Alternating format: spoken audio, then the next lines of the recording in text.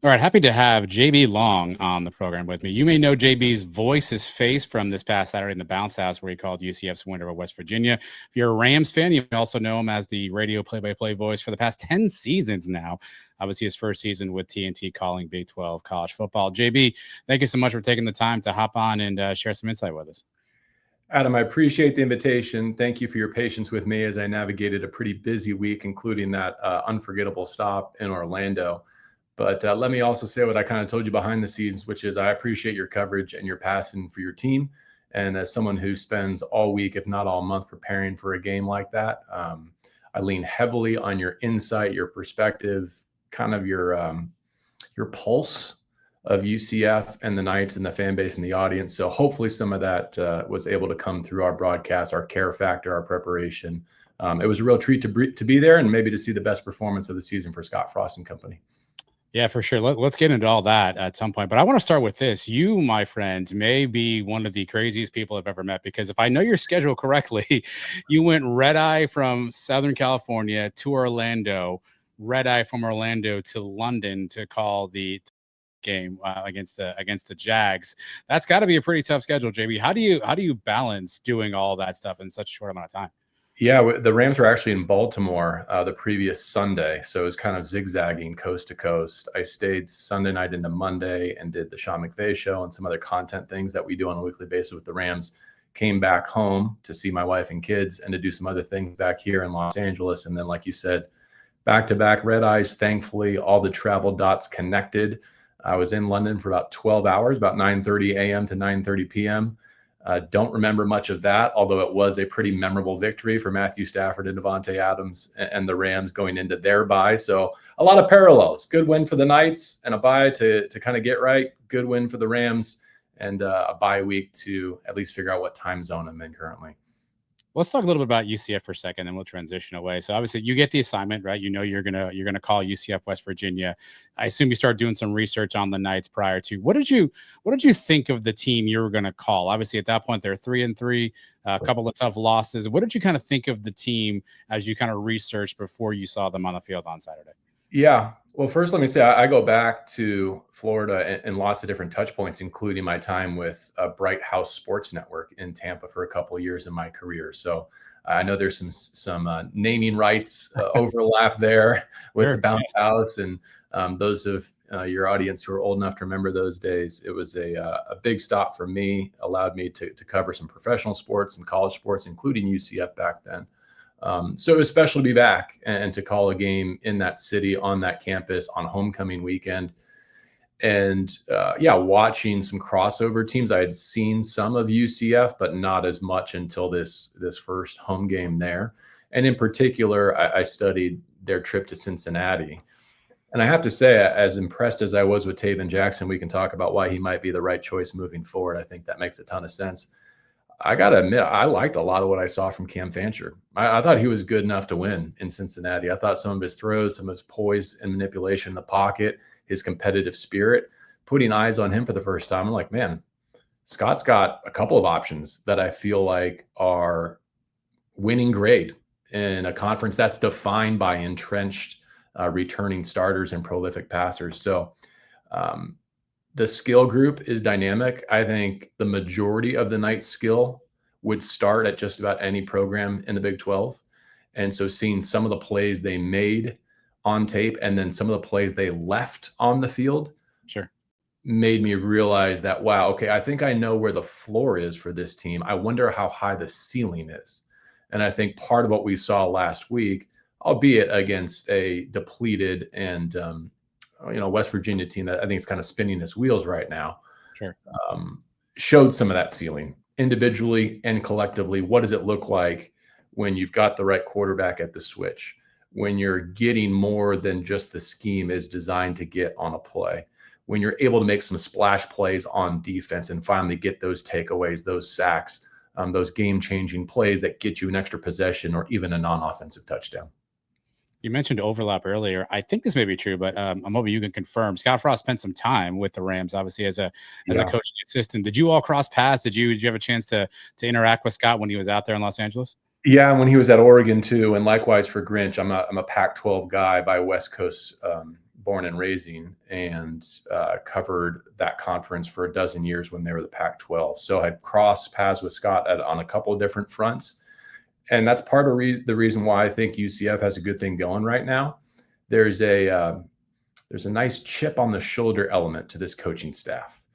Coaches who have had success at some really high level places that maybe had their time at their previous institution truncated for reasons, within or beyond their control, whatever the case might be. And they're kind of reuniting in Orlando, it seems like, to go out and really prove something at this stage of their career, which I think matches the season of college football that we're in terms of its structure, in terms of the landscape, in terms of the types of nights that they have currently and are certainly going to continue to recruit.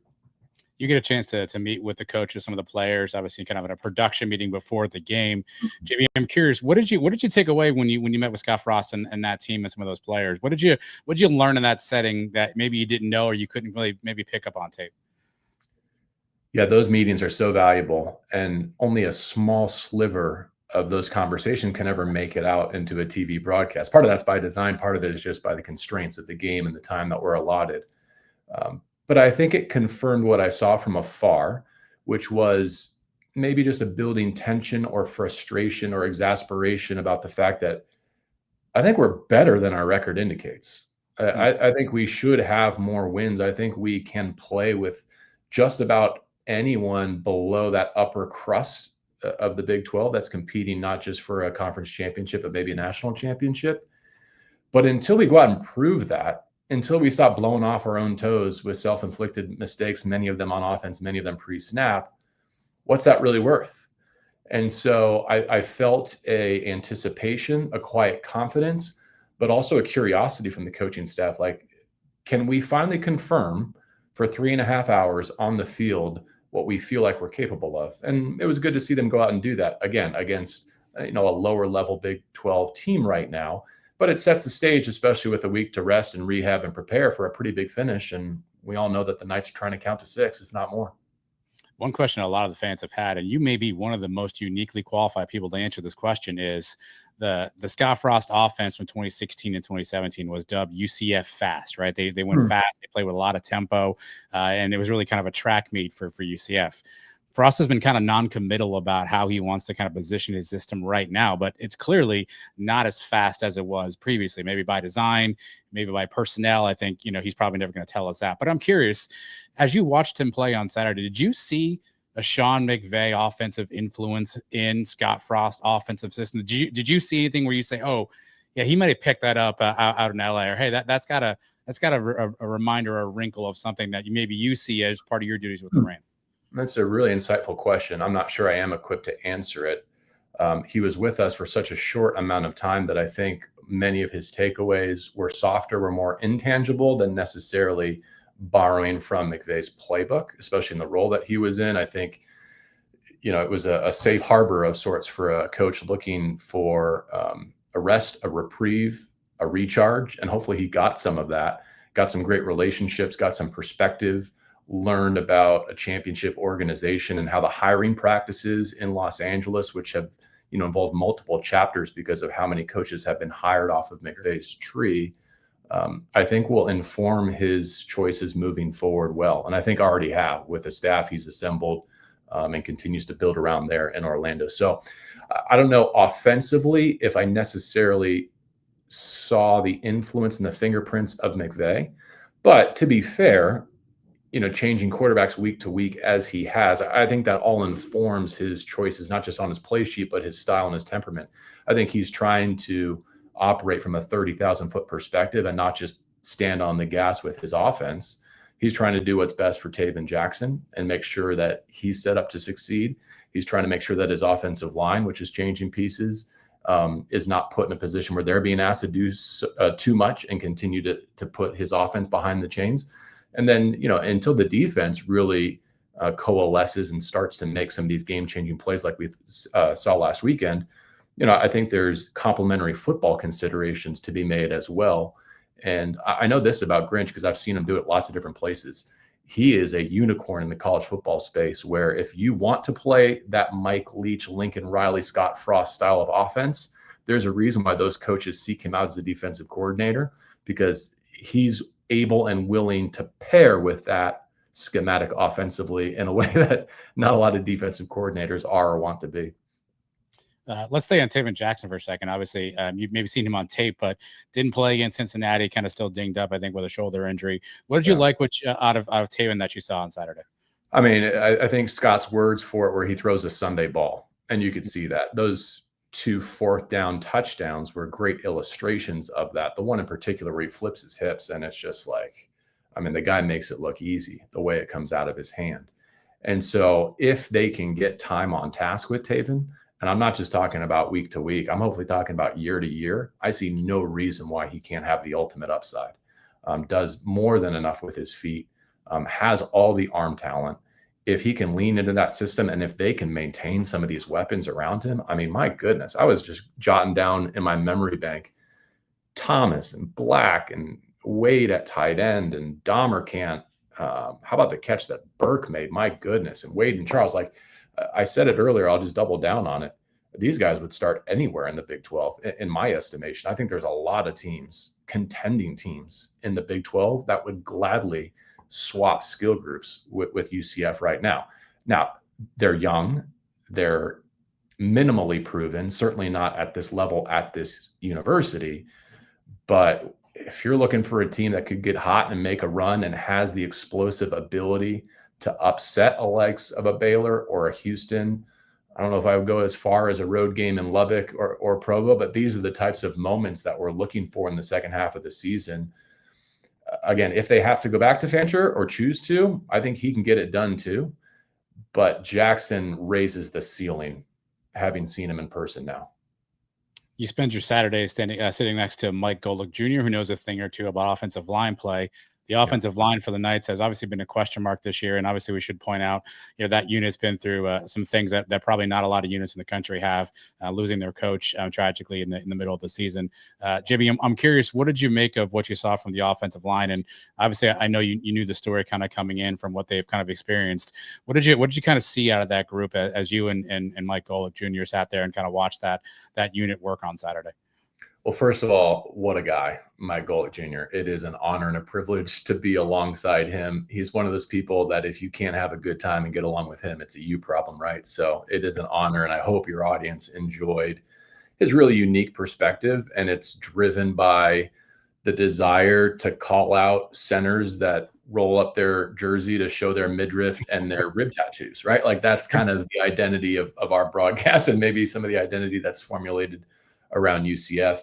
And I do hope that many listening got the chance to see the 12 Uncovered docuseries kind of shine the spotlight on that position group and the UCF program at large. And it was cool. I forget the yardage, but the big hitter that Jaden Nixon housed, 80 something yards, whatever. I think. Yeah. Which, my goodness, I mean, what a blend of elite speed to go with the veteran physicality and vision of Miles Montgomery. I love that running back room. But anyways, where I was going with that is I think if you go back and watch that highlight again, we were just kind of coming off of the Coach Clark stuff and the background and how at that stage of the game, the offensive line was gelling, starting to impose its will. And then they just blast a cavernous hole through that right side.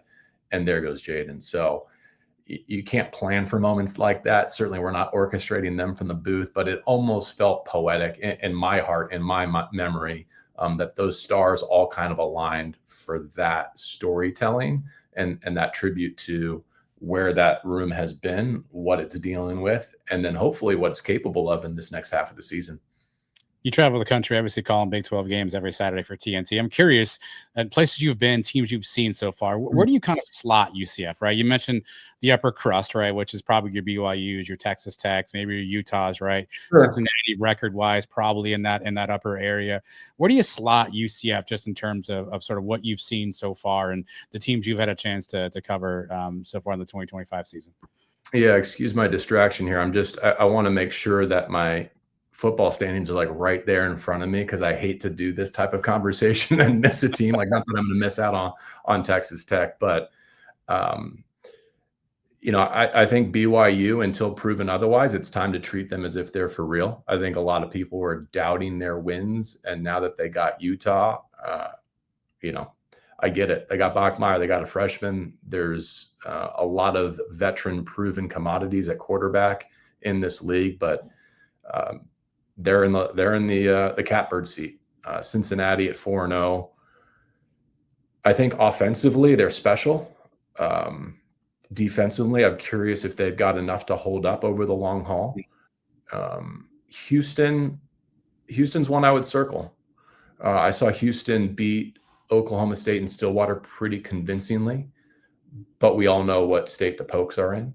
And so I know with Houston left on your schedule, if you're looking for a sixth opportunity, if you're counting Oklahoma State in the win column, dangerous thing to do in college football, I know. But if you're saying, how do we get to 6 or more? I could see Houston because it's a home game, because it's a space game too, right? I know it's a big deal for you guys. Yeah. I think that's one where they've got some nice pieces, but having seen the 2 depth charts, are you giving much away there? No. Are they maybe a step ahead in terms of their program's development with Fritz and the culture he's established and the habits they've established? Yeah, probably. But that doesn't mean that on that particular Saturday, the Knights can't get there. Arizona State has high-end talent. I mean, they've got a pro at quarterback and receiver, no question about it, maybe a first-round talent there. So that's tough to overlook. And then I don't know what Iowa State has at this stage of the year. They got off to a great start. Some really key injuries at the wrong places, corner in particular, I know about. So if I had to, I would say BYU and Tech with Cincinnati right there behind them because of the record. And then in that next group of 1 loss Houston, 1 loss Arizona State, that's probably still a cut above where UCF is. And I think there's other teams with pedigrees that would deservedly be favorites head-to-head, even in a neutral site against the Knights, of course. Sure. But I'll go back to, I don't think you're giving anything away. I just watched your game against Kansas State because I have them this weekend. There's some good moments there. Watch that Kansas game. You had every reason to believe that they had the Jayhawks dead to rights. So I would say if I had to break it up into 3 tiers, UCF definitely in the middle one. If you break it up into 4, I'd put them pretty solidly, maybe even high in that 3rd tier. Does that make sense? Absolutely. I'm curious too. One of the things I think the fan base has debated here, and what some are calling year 0, maybe year 1 of this kind of rebuild, right? Almost 70 new players on this Knights team, right? Tough to understand what to make. So all season long, JB, the conversation's been, what does success look like for the Knights? What do we call success, right? In college football, that 6-win mark gets you to a bowl game, right? Get you to 500 in the regular season. UCF now sitting 4-3, 1-3 in the Big 12. They got 5 games left. With everything that you know and what's in front of them, what would you consider to be a successful season when it's all said and done for the Knights? It's funny you asked that, because even though our conversation here and again last weekend was centered around, can they get to 6 wins and bowl eligibility? The current paradigm of college football, does that really even matter anymore? Yeah. I mean, it breaks my heart to say that, but you look at the way that bowl season is going, both in terms of the roster management, even the coaching decisions, where to allocate your attention, your bandwidth, your resources. Yeah, it would be measurable progress. It would certainly beat the alternative. But I think progress for this group going 0 into 1 has way more to do with, well, for this season, continuing to stack blocks, continue to identify what are pieces that we want to prioritize retaining and building around, right? So getting to know your roster thoroughly in the heat of these moments that'll define whether or not you do play in the postseason. And then this offseason, retention and supplementation. And so it's a tough question to answer, because you want to see more positive moments like we saw from UCF last Saturday. And if they do, I think that'll lead them to an extra game. But in that bowl season, I think a lot of our focus is going to be on, who's entering the portal, who's intending to, who's available, who are they recruiting, what type of momentum can they carry into the spring and the offseason? Because, the Indianas of the world have skewed this, right? Where like it seems like it can happen like that. And I don't know if Frost and UCF can do it in just one more offseason. But of the teams that I've seen that are kind of in their peer group, I'm encouraged. I'm optimistic. JB, you mentioned Alex Grinch, who I don't know if you look up right now in some statistics, UCF basically has a top 20 defense. They're Yeah. top 20 most scoring defense in yards per game. Obviously, he had a tenure of success, and then some things start to fall apart in Oklahoma out there in USC as well. You kind of mentioned chip on the shoulder redemption story. You've mentioned you've been around Alex Grinch and Noah. What do you think about this UCF opportunity fits him? And do you get the sense that maybe this is one that he's in this one for the long haul at UCF, or do you think his star will continue to kind of rise and other programs may start kicking the tires on Alex Grinch again come off season of 25 here? Yeah, that's hard for me to say, and I don't know where his heart or his ambition is. But I do know that when you get a play like Kelly and Lawson made, that's the type of moment. In addition to just being a rock solid, fundamentally top 30 defense by the measurables, those are the types of plays that lead to winning when you've got an offense like Scott Frost and UCF do, and I think will have for the foreseeable future. And so I think he had those moments in Pullman in particular, where he took a job that very few other high-level defensive coordinators would want for a variety of reasons, recruiting, resources, having to match with the air raid. But like he's an air raid specialist at defensive coordinator. I might as well just call it what it is. And I'm not saying that's what Frost is by identity, but I think it's a nice match. I think it's a good marriage. And I think he has access to great players. I think he knows what he's looking for. And is he trying to necessarily build an SEC Georgia level defense there in Orlando? Maybe, maybe not. But that's not the point. The point is he knows what he needs to steal extra possessions and to make winning plays on defense that will get you over the hump in the Big 12. I think he is the right person for this job in this moment. I really do.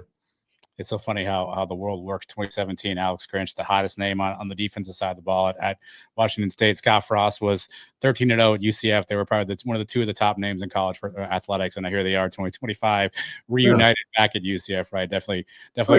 Would have been a path. He's only in his 40s, right? And I'm sure there's moments at his various stops, including USC, that he would love to have back. And I'm not saying he doesn't have blemishes, right? But there's an element of just being perfectly scarred that I think permeates this coaching staff. And way better than I do about the temperament of UCF, but it seems like the Knights and the Big 12 collectively, there is a little bit of like a chip on our shoulder. Like, hey, we do not get the recognition, the respect, the coverage that maybe we deserve. You look at the rankings right now, do they reflect the achievement between the lines on Saturdays equivalently? Probably not. And so if they're a solid middle tier Big 12 team in this year moving into next year, I think that speaks well to the league. And I think it speaks well to what they're capable of achieving once they get to the next stage of their roster building. JB, you mentioned off the top, you spent some time at the Bright House Network, if you will. For those who don't remember, the original name of the stadium for UCF was Bright House Network Stadium. So I imagine you spent some time there. You had been there prior to. When's the last time you were at the UCF Stadium before last Saturday? And what did you kind of make of, hey, I don't remember this being here last time I was here? Yeah. So interestingly enough, I was stationed in Tampa. We operated as like a Central Florida collective entity. Right. David Bauman and some other guys were covering the Orlando portion for anyone who might remember those names. Tiffany Green or some others. So I was earmuffs, everyone listening to the Sons of USC. I was more on the USF side, the Skip Holtz Bulls. There you go. But we would do, nightly Sports Center style shows with, Marcus Jordan highlights and other things. And there were some fun years there. I learned a lot. I grew up a lot. I learned a lot. Great years for the Rays, great years for the Magic, even some good moments for the Tampa Bay Buccaneers. So would not be where I am today without those learning lessons.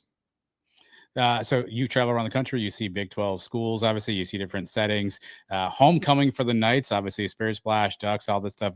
What did you make of the atmosphere you saw on Saturday for UCF?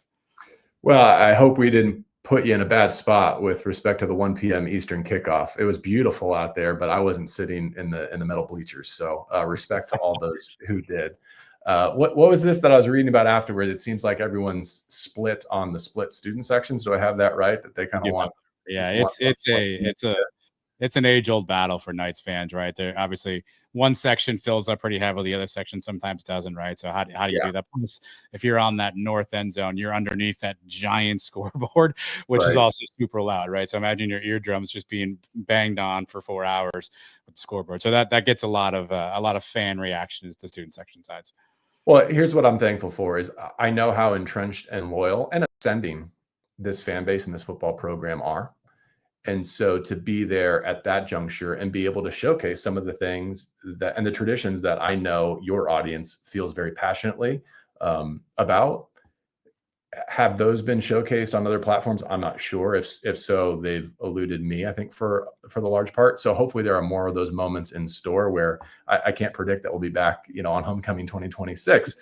But at least we're building that backlog, we're building that inventory. And I would love it if by the end of this season, TNT college football is an entity that Knights fans respect, look forward to, are happy to be assigned to if we do catch another game. And that year over year, that familiarity will do us all a great service, right? Like we'll be better for it, having pocketed a rubber duck somewhere along the way, and you all will be better for it, knowing us and trusting our care factor and the fact that, like, I'll say it point blank, I prepare each week as if it's a final exam. My finish line is, do I know this team as well as Adam and the Sons of UCF do? No. Have I got as close to that as I possibly can so that I can sleep on Friday night? Hopefully. And then let's cut it loose on Saturday. And if it's an A, great. If it's a B, wish we could do better. If it's a C, I'll walk away and with my tail between my legs in shame, and you don't have to invite me back. Well, I'll tell you this, JB. Knights fans don't agree on much. They typically will bicker back and forth about everything. By and large, the feedback that we saw on social media and heard from folks on our shows was the entire production from start to finish with TNT. They absolutely loved, from pregame show to halftime to Skycam to features to post game interviews on the field to the preparation that you and Gojo put into actually doing the broadcast. By and large, I mean, it was a smashing success from UCF fans. Many were asking, like, where's TNT been my entire life? How come we haven't been on this network before? What's with this? So when you kind of think about that, what makes the presentation that you all want to put out on Saturday different from what you might see in other 3 or 4 letter networks? The resources is the first thing that comes to mind. I mean, I wish I could show all of you the amount of manpower that goes into that game, and it's impressive. It's really jaw dropping, and to even see like the handheld cam operator out there getting a 360-degree shot of a player we're telling a story about while they're waiting to get the next drive started. It's nothing that I've ever been privy to, and I'm really enjoying it. And what kind of comes to mind is I think we are losing a lot of the good stuff in college football, and have been for much of the last 5-10 years. And I hope that product is taking proactive measures to restoring some of the stuff that we love, to be able to showcase the student athletes in their environment, to be able to tell their stories throughout the week, not just in that 3.5 hour window, to have a pre, half, and post game show that's not trying to just catch the national narrative and appeal to the highest or the lowest common denominator. There's shows and there's networks that do that really, really well.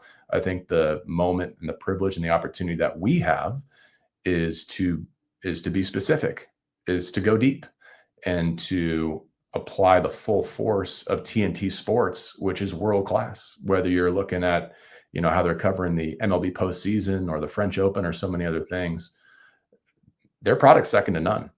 And so for UCF to see it and feel it, for the Big 12 to see it and feel it, that's cool. And the bickering and the disagreement that happens within a fan base, that's how you know it's a good fan base. That's how you know that the fire is lit and the lights are on. So I don't mind that at all. Yeah. But if our first chance to make a good impression landed, I'm glad for that. And wait till you see when we come back and do it again. Yeah, I think it landed like a Mike Tyson right hook, JB, which is a compliment, by the way. Look, I've seen or watched back every game. I think UCF's been on TV, and this was the 7th game for the Knights, and you can just tell the extra care that TNT took. You're the first outlet that I saw do any small story on Taven Jackson's brother, who plays in the NBA for the Golden State Warriors. A pretty easy connection to make, by the way. It isn't like you unearthed him from some dungeon someplace, right? He plays a pretty prominent sport at a pretty prominent team, but to have pictures of him growing up, right? You could just tell there was extra care taken to not just do that as a drive-by, but actually make that something that a fan or a viewer who wasn't watching UCF ever before and goes, oh, that's cool. I didn't know that there's a connected point there. So those are just the little things I think that at least a lot of fans kind of recognized and said, hey, they took care to do this broadcast differently. They weren't just like, oh, 2nd and 10, there's David Chat. They were going through and actually you all were going through and showing some things that I think were unique. Well, one thing that I paid attention to and cared about and hopefully got them all right, I'd have to go check the air check, but like the font on the numerals yes, makes it really, really difficult. 3 and the 9 are not. And of course, all your skill guys, they've found every single 3 and 9 combination to utilize. So I held on to it an extra beat to make sure that I knew the difference and saw the difference between the 3 and the 8 and the 9. If there's anything we could do to just bump that up a little bit, make that a little bit clearer, because I know some play-by-play guys have suffered from it earlier this year. And I learned through their hardship, believe me. I'll make a call. 2 quick questions I do want to get. I love kind of inside baseball for you on this one. You mentioned game time and obviously the 1:00 kickoff for this game. Can you take me behind the scenes? How do you all get your selection of games and how are kickoff times established? Because I know you all have had some interesting times. You got your 12, your 3, your 7 windows, but TNT, you all have kind of played around a little bit. So A, how do you pick your games, and B, how do you kind of settle on game time for kickoffs? Yeah, I'm a little out of my depth here in terms of that's way above my pay grade. So I'll speak to it cautiously, and please take it with a grain of salt because I'm not privy to these conversations. But early in the season, when we're at places like Tucson, Arizona, Tempe, Arizona, you can't play during the day in September there. So those, I think, led to some primetime kickoffs. But generally, because we, I think, have an opportunity to be essentially the devoted Big 12 football pregame show and half and post, it makes sense to kind of front load the day, right? To be, if not first out of the gate, at least hopefully early on the schedule, so that we're setting the table and setting the narrative for the Big 12 day. And, I don't know the how and why in terms of where and why those choices are made, but I do know that we're part of a selection process with Fox and ESPN, right? And that our package for TNT, I think, came by way of an agreement with ESPN related to the NBA and whatnot. So I'm throwing a lot at the wall. I'm not sure what sticks, but to the best that I'm able to kind of tease out some of those elements, that's how we got to where we are. And I think as a broadcaster, I love being earlier in the day, right? And I think a lot of the players and coaches do too. Wake up, strap up, go play. And it's cool to be in prime time, but it's a long way to the hotel when you're the 7:30 kickoff. So I know it can be hard on fans. I know there's all sorts of competing motivations, right? In terms of tailgating and travel and convenience and campus activities. So it can't all be perfect, but we're one piece to a very complicated puzzle, and hopefully we're doing more good than bad. To wrap up on this one, JB, I've learned a lot. Sometimes when you're interviewing somebody, the easiest question is the best question. So my last question for you, maybe the easiest one: how much fun are you having doing this, right? Because it's got to be way different, obviously, than calling the Rams. And you're going to all these crazy cities in the Big 12 and crazy fan bases, a new experience each week. So how much fun are you personally having, kind of getting to know the Big 12 and traveling around and getting to call some of these games?